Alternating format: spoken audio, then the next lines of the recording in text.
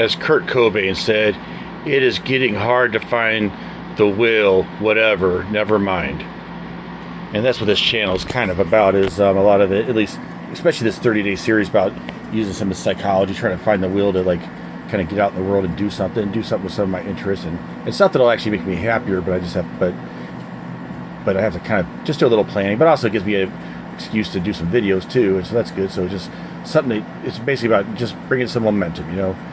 Anyway, Sarge doesn't care about momentum, he's just relaxing, right, buddy? You just all instinct. All right, buddy, that's good. But so he doesn't know about music, but he could be there when I'm doing it, and I'm doing all my crazy adventures. Yeah, John, that's right. Okay. So anyway, yeah, so with this thing, so I have to do a video every day, and I got to work, and I probably have to leave to work pretty soon, but so I'm going to have to just do, just get something done for every day. So some days it might just be a real token thing, but at least I'm doing something, and we'll see what happens. If sometime along the way, I might, you know, during break or later in the day, maybe I'll do something else related, but I'll at least do this bare minimum here. And so we talked about the site. So today we're back on music again. Like before yesterday, we were doing music, and I did that video talking about music theory, and I'm not going to really repeat it now, but at least, but to say that, yeah, so now I'm going to try to do a little bit of a practical thing. That was on doing it. So what I'm trying to do is, okay, so I need to learn a song. I want to try to learn a song by the end of the month, okay? And the one I'm picking is The Lonely Man from The Incredible Hulk, because it doesn't seem too hard. The one guy was playing it kind of fast, but I think if you play it slow, I think I could probably be okay. But anyway, but we'll see. I mean, maybe there might be some hidden stuff that's harder about it than I think. I mean, it doesn't look all that hard. I tried playing a little bit of it a couple of months ago, but you know. And my music background basically is I didn't really start trying to play piano until I was pretty old. The first time I did something, I liked that song. It was the intro track from Smashing Pumpkins' album Melancholy, and what's that song called? And okay, I'm slipping right now what the name of the album is. Melancholy and the Infinite Sadness. Okay, there you go. Anyway, it was that intro song, and I did that by strictly just watching a YouTube video and just step by step. But a little bit later, I learned a couple other things, and then I had this program called Muzaya that was it's kind of made like a kids program, where it's got like this talking dinosaur teaching and taking you through space and everything like that. But I mean, but it's got a high enough level that obviously that it's good for adults too. Well, actually, I should say that typically there's a lot of times where there's like some 12-year-old student who's way better than like someone like me. So actually, but so yeah. So anyway, and so I never got past the last song on the thing, but I got pretty far. So I learned enough. I learned a fair amount of sheet music, but then it's been a while, and so lately I haven't. For a while, I've just been kind of playing around with the piano, not really refreshing my sheet metal. I say sheet metal. My sheet music. Oh yeah, I also weld too. That's why. So I can talk about welding sheet metal. But anyway, no, but you don't need argon gas here. You just need more like a metronome instead. Okay. Anyway, so yeah. So anyway, so I haven't really, except for every once in a while, attempted to kind of refresh my sheet music skills. So I really need to get back into doing that. So if I could do a song like this, that would be good. And so first, so I printed it out, off this YouTube page, and then the other thing I need to do is I need to on this, as far as doing this, I need to study and see what notes. See, I probably don't even right now could even bam say all the notes, and then there might be a few notes that are like above the ledger that I don't know. So I need to see like what range of notes I need to know, and just like write it on a chart and just kind of like do a mnemonic with it, carry it around with me, put it on a card or something. I don't know, something to kind of really learn those again. There's some just flashcard methods. Like one of the very first things I did when I was learning music was just simply just got some flashcards just where I could just like just bam, look and just like that's an F just by seeing the position on the piano. So that's that's one of the first. I guess maybe that's almost the first things you want to know if you're going to play piano. Is at least be able to just look and instantly know the name of the note. So that's on the piano, not on the sheet music. But then you want to be able to do it on the sheet music too. And then of course you learn skills like like being able to, like with your hand, you're having the muscle memory where your hand can remember how to do an octave or a fifth or something like that. So it's like but anyway, and then learning some musical theory is nice too. So that's, and then then I need to make flashcards and practice cards, and then let's see. But right now I don't want to talk about anything else with music. Let me see if I got.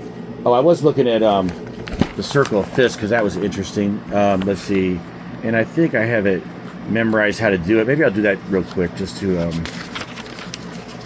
But that's really cool. And that fits into the thing we said about the...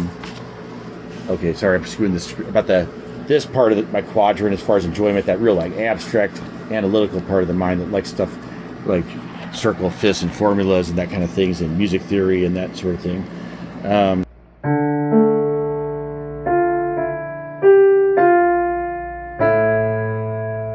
But I just kind of play around. I just bought this not too long ago. This is really nice. This is a Roland FP30X.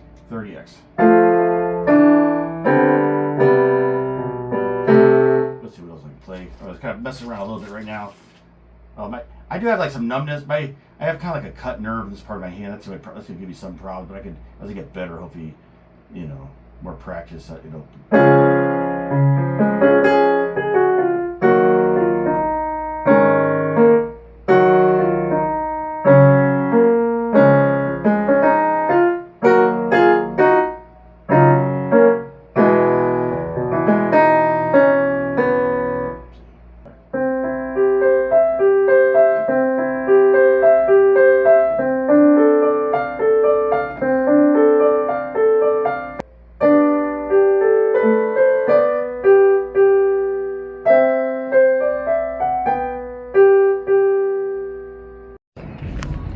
Okay, at McDonald's now, and I just had my sheet here with me, and I was just like, I started to just kind of like, I'm not going to like mark all the notes, but I was do like a few of these ones, like the starting ones, and a few ones that are harder ones I might do just to like, make it easier.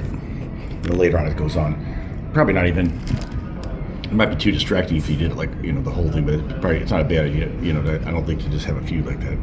This 30-day YouTube mini-series is a psychological experiment using Jungian psychology to live better and experience more this summer. I'm not a psychologist, just a layman looking to apply Jungian principles to life. I'm starting with the idea that the unconscious mind is very smart and tells us things. And believing in this, I drove up to Hibbing, Minnesota, and I found that 4 locations in Hibbing, Minnesota corresponded quite well to 4 different principles called the Hibbing Quaternity. The first one is the Hibbing Ghost Town, which the characteristics is you feel the echo of the past as the wind flows down established paths. This represents unconscious voice being in the center of a moving circle, the mother archetype, home, center, castle, etc. Character I'm coming up with here to explain it is Nellie, the ghost sheepdog mom who circles the area, protects and guides. The Greyhound Museum has to do with travel and also the Jungian idea of beauty as a way of mentally feeling your way into physical objects and flowing into life in general, flowing beauty, mentally becoming part of the object. The character here I'm coming up with is Flows With It, which is a Native American cartoon character who has a magic canoe, finds all paths, glides over, portages, flows into life. Now the ore pit, it represents awe, the smallness of the individual, abstraction, and the way to in making the world simpler, more understandable. Actions, the beauty of symmetry, the beauty of maps, beauty of mathematics. And this is supposed to be Laser Nash. Doesn't look like him that much, but anyway, it's like John Nash with his cup sending out all these laser beams across, dividing the world, trying to find that order in the chaos from A Beautiful Mind, if you haven't seen that movie. Bob Dylan's home. It represents stories, archetypes, wishing to become someone else. DJ Hat Trick, what he does is he gets people into the groove by putting different hats on and sending people into different paths. Sort of like the way we do whenever we listen to a song, for example. Here's a simplified view of the quaternity here that I'm going to be using for this 30-day adventure.